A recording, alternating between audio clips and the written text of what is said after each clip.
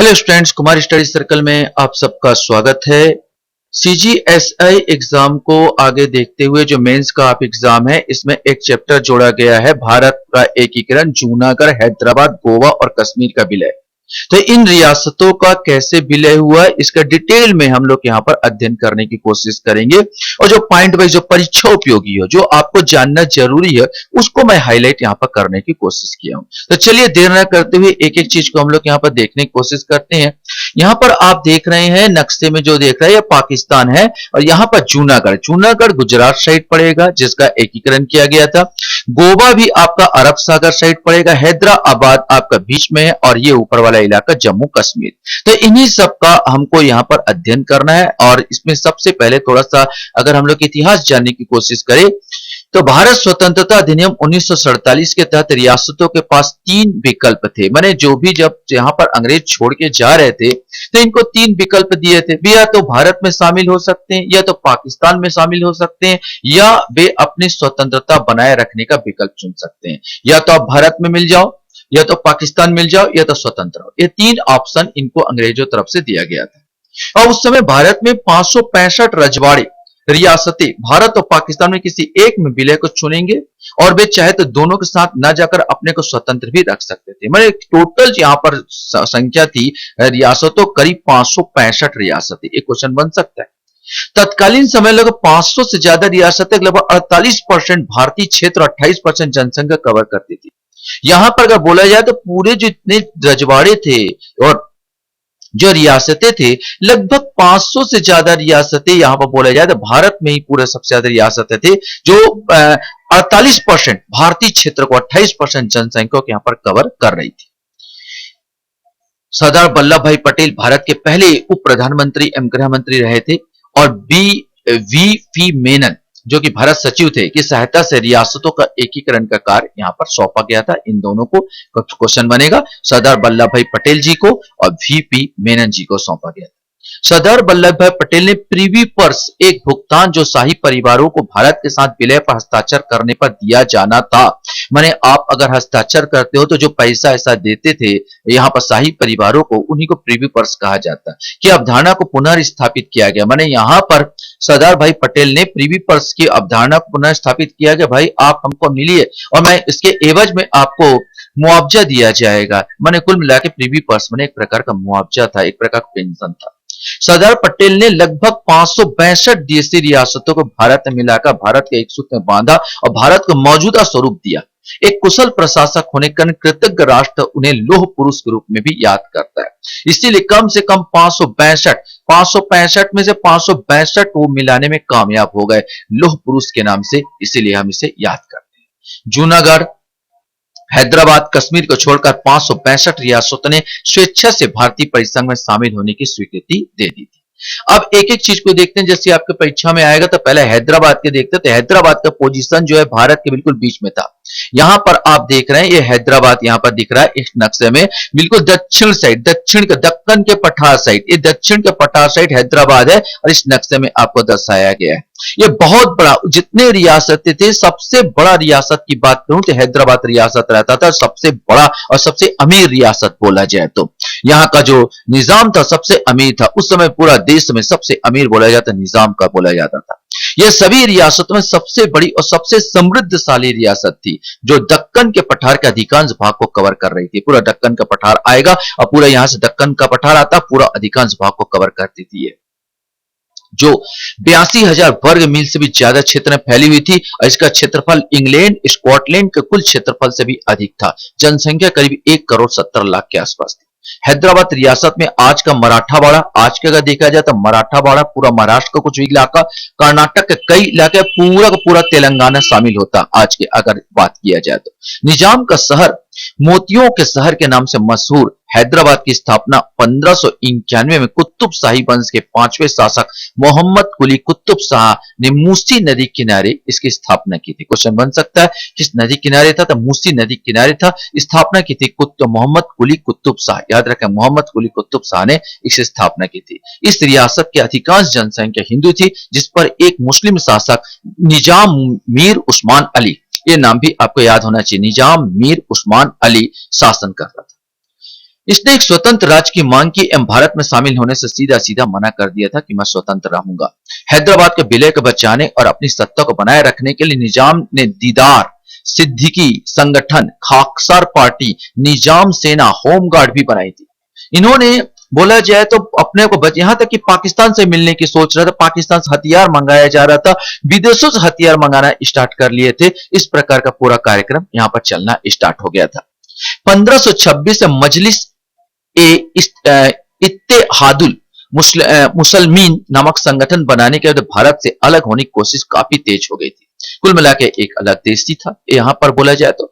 भाई 1940 में निजाम के शासन को बनाए रखने में मकसद से रजाकार नामक एक निजी सेना का संगठन भी किया गया था। यहाँ 27 जून 1947 को सरदार पटेल ने जब नवगठित रियासत विभाग का अतिरिक्त कार्यभार संभाला और बीपी मेनन सचिव बने, तभी पटेल ने यह साफ कर दिया कि भारत को यह बर्दाश्त नहीं होगा कि उसके क्षेत्र का कोई ऐसा इलाका रह जाए जो उस संघ को नष्ट कर दे, जिसे सब ने मिलकर अपने खून पसीने से क्या किया, बनाया है।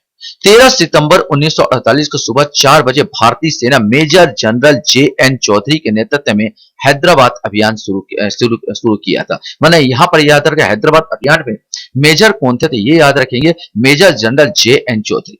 Major general J N. चौधरी यद्यपि 3 बार, मैं आपको बता दूं 3 बार, तीसरी बार प्रयास है ये। 2 बार प्रयास को पहले ही रोक दिया गया था हैदराबाद आक्रमण करने पर। जब हैदराबाद ने यहाँ के रेल पर आक्रमण किया, हैदराबाद के सैनिकों ने यहाँ के भारतीय रेल पर आक्रमण किया और यहाँ के लोगों पर अत्याचार करना स्टार्ट किए, यहाँ पर हिंदुओं को काटा या मारा जाना स्टार्ट हुआ, तब ये एक्शन तीसरी बार सरदार वल्लभ भाई पटेल ने उठाया था। यहाँ पर उठाया मैंने 13 सितंबर 1948 सुबह 4 बजे भारतीय सेना ने मेजर जनरल जे.एन. चौधरी के नेतृत्व में हैदराबाद अभियान शुरू कर चुके थे।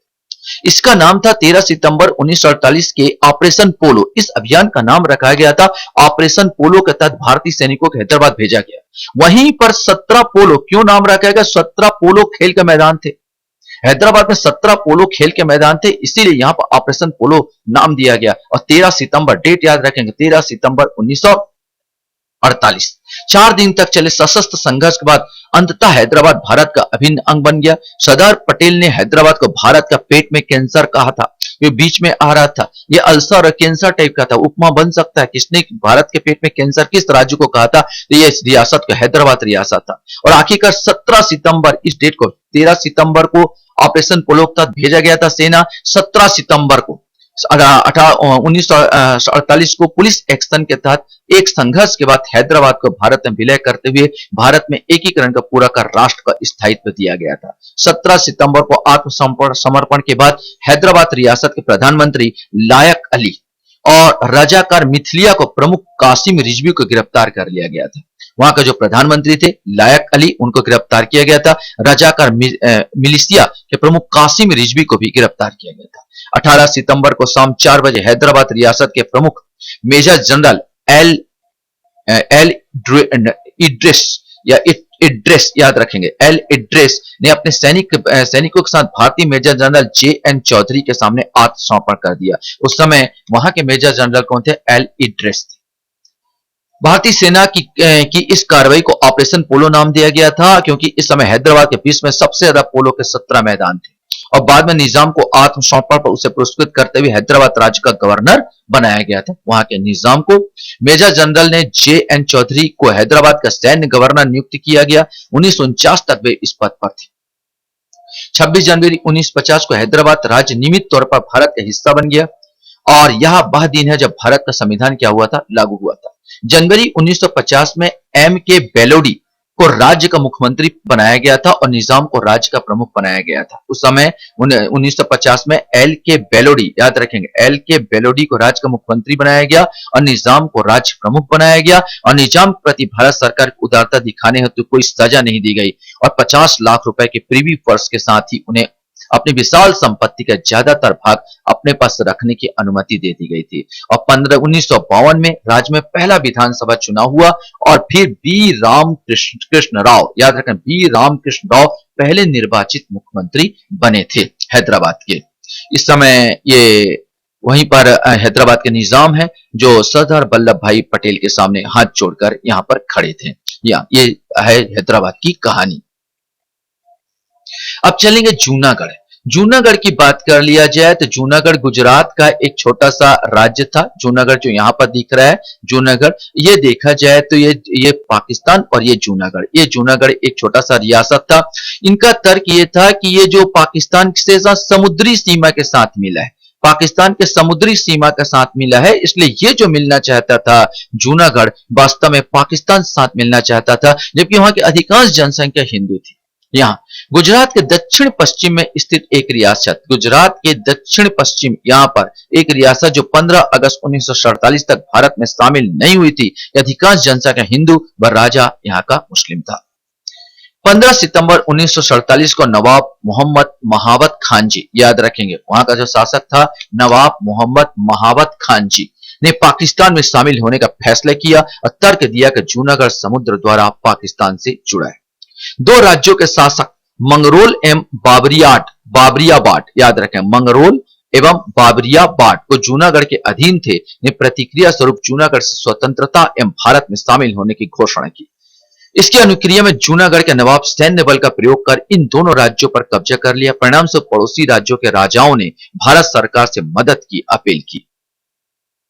भारत सरकार मानती थी यदि जूनागढ़ को पाकिस्तान में शामिल होने की अनुमति दे दी गई तो सांप्रदायिक दंगे और भयावह रूप धारण कर लेंगे। साथ ही बहुसंख्यक हिंदू जनसंख्या जो कि 80% है, इस फैसले को स्वीकार नहीं करेगी। इस कारण भारत सरकार ने जनमत संग्रह से विलय के मुद्दे के समाधान का प्रस्ताव रखा।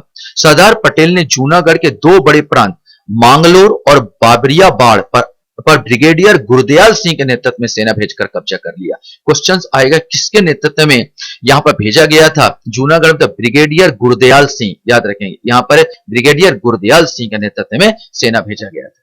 7 नवंबर 1947 को जूनागढ़ की अदालत ने भारत सरकार को राज्य का प्रशासन अपने हाथों में लेने के लिए आमंत्रित किया और जूनागढ़ के उस समय दीवान थे सर शाह नवाज भुट्टो। ये सुप्रसिद्ध जुल्फिकर अली भुट्टो के पिता थे। ये पाकिस्तान प्रधानमंत्री हुए जुल्फिकर अली भुट्टो। ये बोला जाता है बेंजीन भुट्टो के दादाजी, बेंजीन भुट्टो जो कि पाकिस्तान के प्रधानमंत्री थी। जुल्फिकर अली भुट्टो बेंजीन भुट्टो के पिता थे और जुल्फिकर अली के पुत्र थे शाह नवाज भुट्टो, ने हस्तक्षेप के लिए भारत सरकार को आमंत्रित करने का निर्णय लिया था। नवंबर माह में भारतीय फौज ने पूरे जूनागढ़ पर कब्जा कर लिया और जूनागढ़ जनमत संग्रह करवाया गया, जिसमें 90% से ज्यादा जनता ने भारत में विलय को स्वीकार किया। इस तरह 20 फरवरी 1948 को जूनागढ़ देश का हिस्सा बन गया और महावत खान पाकिस्तान भाग गया। तो महावत खान जो थे यहां से पाकिस्तान भाग गए यहां पर, और 20 फरवरी 1948, ये डेट को भी याद रखें, 20 फरवरी 1948 को जूनागढ़ देश का क्या बना था? हिस्सा बना था। कश्मीर का कहानी तो आप लोग जानते हैं, वहां पर बहुसंख्यक जनसंख्या मुस्लिम थी और वहां का राजा हिंदू था। यहाँ पर राजा जो हिंदू था हरि सिंह गौर यहाँ पर था। यद्यपि इन्होंने स्वतंत्रता बनाए रखना ही उचित समझा। इन्होंने ना पाकिस्तान से मिलना स्वीकार किया, ना भारत से मिलना स्वीकार किया, बल्कि अपनी स्वतंत्र स्थिति बरकरार रखने ही उचित समझा और यही इनकी सबसे बड़ी भूल साबित हुई, क्योंकि पाकिस्तान ने यहाँ पर आक्रमण कर दिया था। एक ऐसी रियासत जहां बहुसंख्यक जनसंख्या मुस्लिम थी, जबकि राजा क्या था? हिंदू था। राजा हरि सिंह ने पाकिस्तान या भारत में शामिल होने के लिए विलय पत्र पर कोई निर्णय नहीं लेते हुए मौन स्थिति बनाए रखी। इस दौरान पाकिस्तानी सैनिकों एवं हथियारों से लैस काबालियों ने कश्मीर में घुसपैठ कर हमला कर दिया यहां पर, और महाराजा ने भारत सरकार का मदद की अपील की। राजा ने शेख अब्दुल्ला को अपने प्रतिनिधि के रूप में सहायता के लिए दिल्ली भेजा था। 16 अक्टूबर 1947 को राजा हरि सिंह ने विलय पत्र पर हस्ताक्षर कर दिए। क्वेश्चन बनेगा ये कब हस्ताक्षर किए? तो 26 अक्टूबर का, याद रखेंगे, 1947 को राजा हरि सिंह ने विलय पत्र पर हस्ताक्षर किए थे। इसके तहत संचार, रक्षा और विदेश मामला को भारत सरकार के अधिकार क्षेत्र में लाया गया। मतलब यहां पर था संचार क्षेत्र, रक्षा क्षेत्र, विदेश मामला भारत सरकार के अधीन रहेगा। बाकी सब मामला कश्मीर का होगा, वो अपना स्वतंत्र मामला होगा, उनका स्वतंत्र संविधान होगा। ये हमारे पर हस्ताक्षर हुए थे। 5 मार्च 1948 को महाराजा हरि सिंह ने अंतरिम लोकप्रिय सरकार की घोषणा की, जिसे प्रधानमंत्री शेख अब्दुल्ला वहां पर बने थे। मैंने प्रधानमंत्री शेख अब्दुल्ला वहां बने थे। 5 मार्च 1948 महाराजा हरि सिंह ने अंतरिम लोकप्रिय सरकार की घोषणा वहां पर की थी। 1951 में राज्य संविधान सभा निर्वाचित हुई और 31 अक्टूबर 1951 में इसकी पहली बार बैठक हुई।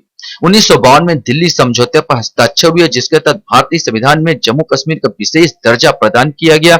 6 फरवरी 1954 को जम्मू कश्मीर का संविधान ने भारत संघ के साथ विलय का अनुमोदन किया। जम्मू कश्मीर संविधान की धारा 3 के अनुसार जम्मू कश्मीर भारत का एक अभिन्न अंग है और रहेगा। अनुच्छेद 370 के तहत 5 अगस्त 2019 को भारत के राष्ट्रपति ने संवैधानिक आदेश 2019 को घोषणा की, जिसमें जम्मू कश्मीर को दिए गए विशेष राज्य दर्जों को खत्म कर दिया गया। मैंने वर्तमान में कब खत्म किया ये, तो 5 अगस्त 2019 को विशेष दर्जा को खत्म किया गया है। यहाँ पर 2019 के आदेश के तहत वो यहाँ पर, और इस प्रकार बोला जाए तो जम्मू कश्मीर भी क्या बन गया, भारत का अब जो हो गया एक वास्तविक राज्य बन गया। और ये सब राज्यों को मिलाने का सबसे श्रेय जाता है सरदार वल्लभ भाई पटेल को।